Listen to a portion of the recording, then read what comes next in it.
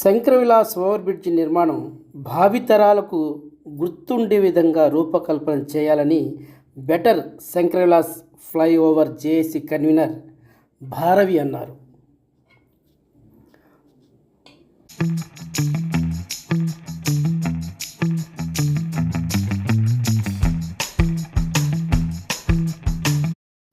గుంటూరులో JAC committee సభ్యులు Shankar Vilas bridge నిర్మాణంపై టీడీపీ నేతలు చేసిన ప్రకటనలపై స్పందించారు. అధికార పార్టీ నాయకులకు జేఏసీ మధ్య సవాళ్లు ప్రతి సవాళ్ళ అంశం కానే కాదని, ఇది ప్రజల కోరికని తరతరాలు గుర్తించే విధంగా ఈ నిర్మాణం చేపట్టాలని వారు డిమాండ్ చేశారు.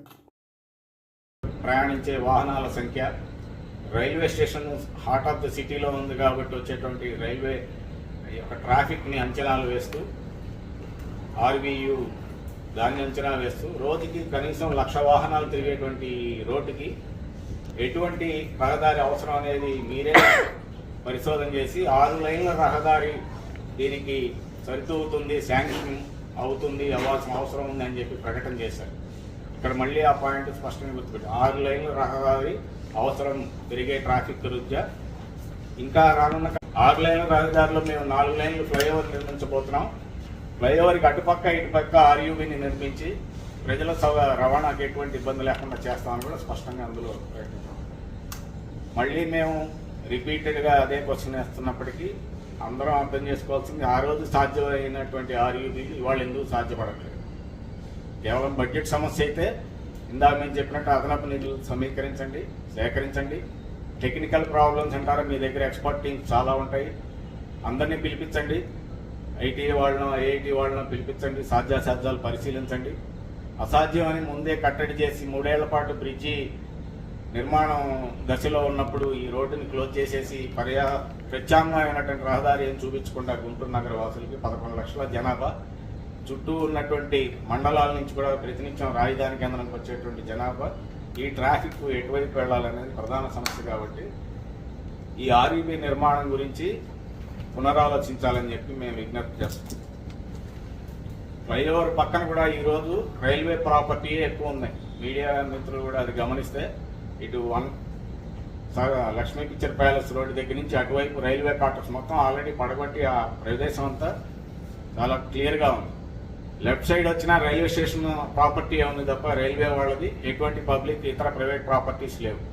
సో మీరు సైడ్ కనుక అండర్ పాస్ అనండి, ఆర్యూబీ అనండి, ఏ పేరుతో అయినా సైడ్ లైన్స్ కన్నా నిర్మాణం చేస్తే చాలా అద్భుతమైనటువంటి ఫ్లైఓవర్ రూపకల్పన చెందే అవకాశం ఉంది. బ్రిడ్జికి ఎటువంటి ఇబ్బంది కలగకుండా మీరు చెప్పినటువంటి టెక్నికల్ సమస్యలు.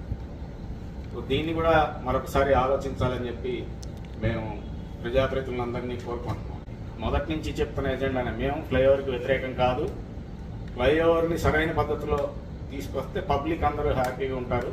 భవిష్యత్తు అవసరాల కోసం బహుళ ప్రయోజనాలు తీర్చే పద్ధతిలో ఈ ఫ్లైఓవర్ ఉండాలని చెప్పి అడుగుతా ఉన్నాం. జేఏసీ గురించి ఇంకొక మాట నేను చెప్పదలుచుకుంది, ఈ జాయింట్ యాక్షన్ ఏర్పడిందే ఈ ఫ్లైఓవర్ కోసం, అంత ముందర ఎగ్జిస్టెన్స్లో లేదు. కానీ మీడియా మిత్రులందరికీ గుర్తు చేస్తున్నాను, మీ రికార్డ్స్లో ఇప్పటికీ ఉంటుంది. సరిగ్గా 3-4 ఏళ్ల క్రితం కరోనా టైంలో వైసీపీ గవర్నమెంట్ అధికారంలో ఉన్నప్పుడు ప్రాపర్టీ ట్యాక్స్ హైక్ అనేది అసెంబ్లీలో బిల్లు పాస్ చేసి రాష్ట్ర వ్యాప్తంగా దాన్ని అమలు చేయడానికి పూనుకున్న నేపథ్యంలో ఈ జేఏసీ ఆ రోజు కూడా ఫామ్ అయ్యి ముందుకొచ్చి ఇదే పౌర సంఘాలు, ప్రజా సంఘాలు అందరూ కలిసి ఆస్తి పన్ను పెంపు వ్యతిరేక పోరాట కమిటీ పేరుతోటి గుంటూరు పట్టణంలో దాదాపు 4 నెలల పాటు అనేక కార్యక్రమాలు చేపట్టిన సంగతి మర్చిపోకూడదు. నేను ఖచ్చితంగా అది గుర్తు తెలుసుకున్నాను.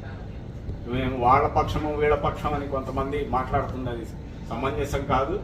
ఆ రోజు ఉంది ఇంకో రాజకీయ పార్టీ అధికారంలో, అప్పుడు ప్రాపర్టీ ట్యాక్స్ వ్యతిరేకంగా ప్రజలు చాలా అసంతృప్తికి గురైతే మన ఆస్తికి పన్నుకి విలువ కట్టడం ఏంటి అని చెప్తే మేము లీడ్ తీసుకుని దాని ముందుండి నడిపించాం. దాదాపు 5,000 అభ్యంతర పత్రాలు మున్సిపల్ కార్పొరేషన్లో సబ్మిట్ చేశాం. అవగాహన లాంటి సంస్థలు లీడ్ రోల్ పాత్ర పోషించే శివరామరెడ్డి గారు రోజు కన్వీనర్గా ఉన్నారు ఆ కమిటీ. ఇవాళ ఇంకో అవసరం వచ్చింది, ప్రజలకు సంబంధించి రవాణా సంబంధించినటువంటి ఒక సుదీర్ఘకాలం 100 సంవత్సరాల పాటు ఈ పట్టణానికి ఒక నిర్మాణంలో వచ్చేటువంటి ప్రాజెక్ట్ వచ్చింది కాబట్టి మళ్ళీ జేఏసీ ఆవిర్భవించింది. ఈరోజు ఆ జేఏసీకి మద్దతు ప్రజలందరి వైపు నుంచి వస్తుంది కాబట్టి మేము ముందుకు వెళ్ళగలుగుతాం తప్ప మా చేతుల్లో వేరే ఏమి లేవు శక్తులు. మేము ఎంతవరకు తీసుకెళ్లగలం ప్రభుత్వాన్ని విజ్ఞప్తి చేయటం, దీంట్లో మార్పుల కోసం ప్రయత్నం చేయటం, అదనంగా ప్రభుత్వం మీద ఒత్తిడి తీసుకొచ్చి వాళ్ళు కూడా అర్థం చేసుకుని వాళ్ళ కళనే ఇంకో రూపంలో తీసుకొచ్చి సాకారం చేస్తే గుంటూరు నగర ప్రజలు జీవితాంతకాలం వీళ్ళనే స్మరించుకుంటారు తప్ప జేఏసీని ఎవరు గుర్తుపెట్టుకోరు. రేపు ఈ సమస్య పరిష్కారం అయిపోద్దా, ముందుకెళ్తుందా? నిన్న మంత్రి గారు కూడా అన్నారు, ఆగని దానికి పోరాటం చేసి మీరు అందరూ వృధా అనుకుంటే ఆ రోజు చేసేవాళ్ళం కాదు, 4 నెలల పాటు చేసాం. అన్ని కార్పొరేషన్స్లో 1.5% ఆస్తి పన్ను పెంచితే ఈ జేఏసీ చేసిన పోరాటంతో గుంటూరు సిటీ కార్పొరేషన్లో 1.3% మాత్రమే 0.2% తగ్గించగలిగాం. ఆ కొద్దిపాటి ప్రతిఘటనతోటే అందరూ కలిసి, మిత్రులందరూ కలిసి ఈరోజు కూడా అదే ఆశతో ప్రజల కోసం అవసరం వచ్చినప్పుడు జాయింట్ యాక్షన్ ఏర్పడ్డాం. కాబట్టి ఈ ఫ్లైఓవర్లో కూడా ఆ మార్పును సాధించగలిగితే రేపు గుంటూరు నగరంలో జీవించే ప్రజలందరూ కూడా మిమ్మల్నే స్మరించుకుంటారు. మరొకసారి అది సవినయంగా మీకు మంత్రి గారికి, ప్రజాప్రతినిధులందరికీ తెలియజేస్తూ, వేరే దురుద్దేశాలు మాకు దయచేసి ఆపాదించద్దు. ఈ జేఏసీ స్పష్టంగా మొదటి నుంచి ఆ విషయం మీకు చెప్తా ఉంది. కాబట్టి ఒక్కసారి మళ్ళీ మేము ప్రభుత్వాన్ని విజ్ఞప్తి చేస్తున్నాం. ఇందులో పట్టుదలకపోవాల్సినటువంటి అవసరం ఏం లేదు. ఇది ఒక అభివృద్ధి ప్రణాళిక సంబంధించినటువంటి అంశం. అందరూ రేపు ఈ రహదారిలో ప్రయాణం చేయాల్సిన వాళ్ళే. ఆస్తి పన్ను ఎలా అందరి మీద పడుతుందో రేపు ఈ రహదారి యొక్క ప్రభావం అందరి మీద పడుతుంది. కాబట్టి ఆ దశలో ఆలోచించి ముఖ్యమంత్రి గారు కూడా చొరవ తీసుకుని, ఉప ముఖ్యమంత్రి గారు, లోకేష్ బాబు గారు అందరూ దీని మీద దృష్టి సారించి గుంటూరు నగరానికి ఇప్పటివరకు నెగ్లెక్టెడ్ సిటీగానే మిగిలిపోయింది రాష్ట్రంలో.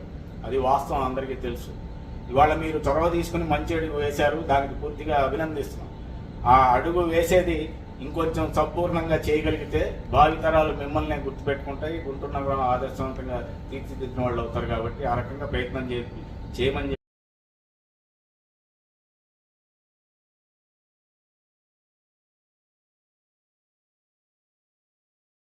శంకరదాస్ బ్రిడ్జికి సంబంధించి కొన్ని అపోహలు ప్రజల్లో ఉన్నాయి. వాటిని నివృత్తి చేయాలన్నటువంటి ఆలోచనతో పెట్టినటువంటి సమావేశంలో ఆ అపోహల్ని క్లారిఫికేషన్ ఇవ్వడానికి బదులుగా మరింత కన్ఫ్యూజన్ గురి చేస్తూ మరి పెమ్మసాని చంద్రశేఖర్ గారు చేసినటువంటి ప్రసంగం చాలా ఆశ్చర్యానికి గురి చేస్తూ ఉంది. మొట్టమొదటిగా ఈ జేఏసీ వాళ్ళు కిలోమీటర్ల పొడవునా ఫ్లైఓవర్ నిర్మించాలని చెప్పి వాళ్ళు డిమాండ్ చేస్తున్నారు. అలా నిర్మిస్తే భవనాలన్నీ మరి కొట్టేయాల్సి వస్తుంది. వీళ్ళు కోరుతున్నటువంటి కోరిక అసమంజసమైనది అని చెప్పి వారు చెప్తా ఉన్నారు. ఇది జేఏసీ కోరలేదు. మీరు అక్టోబర్ 18, 2024లో మీరు ఇచ్చినటువంటి ప్రకటన ఇది. ఆర్ఎండ్బి వాళ్ళు 1.46 కిలోమీటర్ల పొడవున అత్యాధునిక హంగులతోటి ఒక ఐకానిక్ బ్రిడ్జ్ నిర్మిస్తున్నాము అని చెప్పేసి మీరు ఇచ్చినటువంటి ప్రకటన, దానికి అనుగుణంగా ఆర్ఎండ్బి వాళ్ళు రిలీజ్ చేసినటువంటి బ్రిడ్జి నమూనా ఇది. మీరు చేసినటువంటి ప్రకటనే. మేము అక్కడి నుంచి కావాలి, ఇక్కడి నుంచి కావాలని ప్రజలు కోరలా. మీరు కల్పించినటువంటి ఆశలు, మీరు చేయించినటువంటి వాటిని దృష్టిలో పెట్టుకుని మేము డిమాండ్ చేస్తా ఉన్నాం. మీకు ఆర్యూబీ నిర్మించేటటువంటి ఆలోచన ఉందా లేదా, టెక్నికల్గా ఫీజిబుల్లా కాదా, భ్రమంలో ముంచెత్తమాకండి. ఏదో 1.46 కిలోమీటర్లు ఐకానిక్ బ్రిడ్జి కడతానని ఈరోజు యూటర్న్ తీసుకునే విధంగా మళ్ళా మీరు ప్రజల భ్రమలు కల్పించకుండా క్లారిటీగా స్పష్టంగా చెప్పాలని చెప్పి ఈ సందర్భంగా డిమాండ్ చేస్తున్నాం.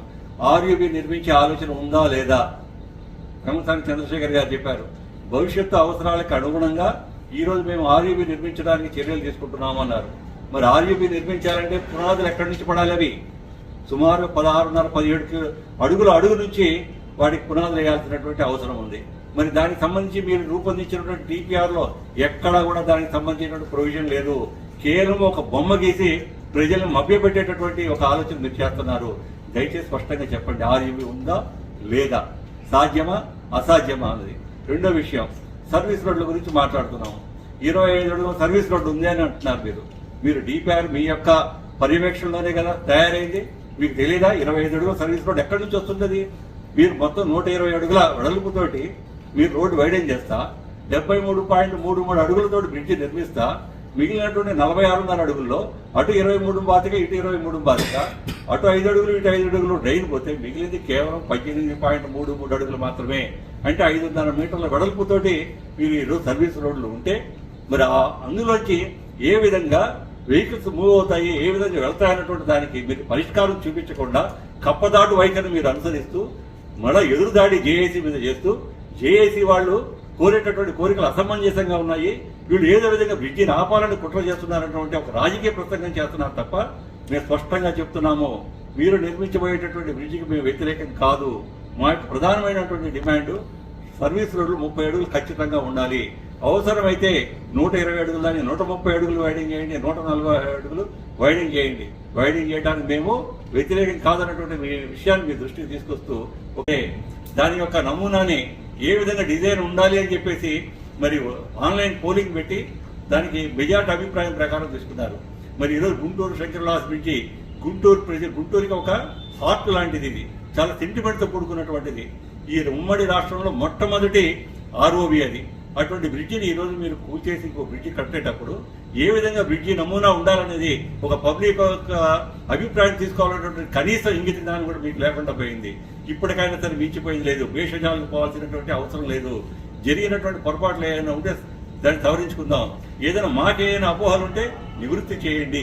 ఒక గుంటూరుకి సుందరమైనటువంటి ఒక ఐకానిక్ బ్రిడ్జి నిర్మిస్తే చిరకాలం మిమ్మల్ని ప్రజలు గుర్తుపెట్టుకుంటారన్నటువంటి విషయాన్ని మీ దృష్టికి తీసుకొస్తున్నాము. ట్రాఫిక్ సంబంధించి ఈ రోజు నంది వెలుగు రోడ్లో మనం అనుభవిస్తున్నటువంటి విషయం మీకు అందరికీ తెలుసు. అటువంటి కనుక మళ్ళీ ఇక్కడ పునరావృతం అయితే భరించడం చాలా కష్టం. నిన్న కేంద్ర మంత్రి గారు చెప్పారు, శంకర్లాస్ బ్రిడ్జి మీద ట్రాఫిక్ లో అంబులెన్స్లు ఆగిపోవడం మూలాన కొంతమంది ప్రాణాలు కోల్పోతున్నారని అన్నారు. మరి అంతటి బిజీ ట్రాఫిక్ రోడ్ లో 18 అడుగుల సర్వీస్ రోడ్ లో ఏ విధంగా అంబులెన్స్లు అవుతాయి? అంబులెన్స్లు సకాలంలో హాస్పిటల్కి వెళ్ళలేకపోతే ఎవరైనా అంబులెన్స్లో మరణిస్తే ప్రభుత్వానికి ఎంత చెడ్డ పేరు వస్తుందో కూడా మీరు ఒకసారి గమనించాలని చెప్పి నజీర్ అహ్మద్ గారు ఆ రోజు జరిగిన సమావేశంలో ఆర్యూబీ లేదు అని చెప్పారు. మరి ఈనాడు పేపర్లో ఆర్యూబీ నిర్మాణానికి ప్రతిపాదనలు కేంద్ర మంత్రి ప్రముఖాన్ని చంద్రశేఖర్ గారు చేశారు. ఎవరిని మోసం చేస్తున్నారు? ఎవరిని మభ్య పెడుతున్నారు? మీరు అపోహలు సృష్టిస్తున్నారా ప్రజల్లో, లేకపోతే జేఏసీ ప్రజల్లో అపోహలు సృష్టిస్తుందా? ఒకసారి అర్థం చేసుకోవాలి మీకు విజ్ఞప్తి. ఎమ్మెల్యే గారు నజీర్ గారు మీకు ఛాలెంజ్ చేసినప్పుడు మీరు వాళ్ళు కలిసి కూర్చుంటున్నారు లేదా? మీరు ఆయన సవాల్ని స్వీకరించి మీరు కూడా డిమాండ్ చేయడానికి అవకాశం ఉంది. రాజకీయ పార్టీలు సవాళ్ళు వేరు సార్. ఇది స్పష్టంగా మేము మా అంశాల మీద క్లియర్గా చెప్పేసాం. ఇప్పటికీ ఆ టెక్నికల్ పార్ట్ చూడాల్సింది ప్రభుత్వం. మేము సామాన్య ప్రజలు ఒక ఫోరంగా ఏర్పడి ఈ డిమాండ్ పెట్టాం. ఈ డిమాండ్ గతంలో మీరు కూడా పెట్టిన డిమాండే. రెండు వైపులా ఆర్యూబీ కడుతున్నారు. మరి ఆ రోజు ఎందుకు అసాధ్యమైంది, ఇవాళ ఎందుకు సాధ్యం కాలేదు ఏంటనేది వాళ్ళు చెప్పాలి తప్ప మేము ఎలా చెప్తాం? అంతే కదా. వాళ్ళ ప్రభుత్వం అప్పుడు కూడా గల్లా జయదేవ్ గారు, అయిన పాత్రుడు గారు మంత్రిగా అక్కడ పాదయాత్ర చేసి శంకర్లా సెంటర్లో మాట్లాడింది రెండు వైపులా ఆర్యూబీ వస్తుందని. మరి 7 ఏళ్ల తర్వాత టెక్నాలజీ ఇంకా పెరగాలి తప్ప వెనక్కిపోదు కదా. మరి ఏ భాషలో దాన్ని మేము అర్థం చేసుకోవాలి. అందుకని ఇది సవాళ్ళ సమస్య కాదు. మీరు చేయదలుచుకుంటే మీరు చేయగలరు. ఆ టెక్నాలజీ, ఆ స్వరూపం, సాధ్యాసాధ్యాలు మీకే తెలుసు. కేవలం మాకు అర్థమవుతుంది ఇది నిధుల సమస్యతోటి దీన్ని ఇటు డైవర్ట్ చేస్తున్నారని స్పష్టంగా అర్థమవుతుంది. దానికోసమే మేము మొదటి నుంచి చెప్తుంది, అదనపు నిధులు తేవండి, ఇంకో 6 నెలలు ఆగండి, సంవత్సరం ఆగండి. ప్రజలు ఇన్ని సంవత్సరాలు ఆగిన వాళ్ళు ఇంకో సంవత్సరం ఆగలేరా? ఈ లోపు ఆర్యూబీ ఒకటి కట్టండి, తర్వాత ఫ్లైఓవర్ అదనపు నిధులతో సంపూర్ణంగా కట్టండి. మొత్తం మీకే ఊరేగింపు చేస్తారు ప్రజలు, మాకు కాదు. లేదు అసలు ఎవరికి తెలియదు ఇంతవరకు అఫీషియల్గా డొమైన్ ఎందుకు పెట్టలేదు. మరి డిపిఆర్ మీకు ఎందుకు ఆ భయం? ఒరిజినల్ ప్లాన్ ఇది మేము కట్టబోతుంది అనేది పబ్లిక్ డొమైన్లో ఇంతవరకు కాపీ అప్లోడ్ చేయాలి ప్రభుత్వం. ఎందుకని అంటే అక్కడే వాళ్ళకి అనుమానాలు ఉన్నాయి. ప్రజలకేమో ఇదని ఎక్స్పెక్ట్ చేస్తున్నారు. జేఏసీ ఏర్పడి మేము పబ్లిక్లోకి వెళ్ళిన తర్వాత అందరూ అవునా అని చెప్పి ఆశ్చర్యంగా చూస్తూ ఉన్నారు. ఎందుకంటే మాకు అవగాహన లేదు మొన్నటిదాకా. మీరు స్టేక్ హోల్డర్స్తో మీటింగ్ పెట్టి ఆ బిల్డింగ్కి ఎంత ఇవ్వాలి, దీనికి ఇవ్వాలి, ఇది జరిపారు తప్ప అధికారులు పబ్లిక్తో ఎవరితో మాట్లాడలేదు ఇంతవరకు శంకర్లాస్ బ్రిడ్జి గురించి. సమస్య అక్కడ వచ్చింది. మీరు ఎందుకు ఇప్పుడు వచ్చారు, ముందే రావాల్సిందని మొన్న ఎవరికో ప్రశ్నించారు. అసలు ఎవరికైనా తెలిస్తే కదా ఇది ఏం జరుగుతుందనేది ముందు రావడానికి. ఎప్పుడైతే డిపిఆర్ ఇది 930 మీటర్లను వచ్చిందో అప్పుడు జేఏసీ ఫామ్ అయింది.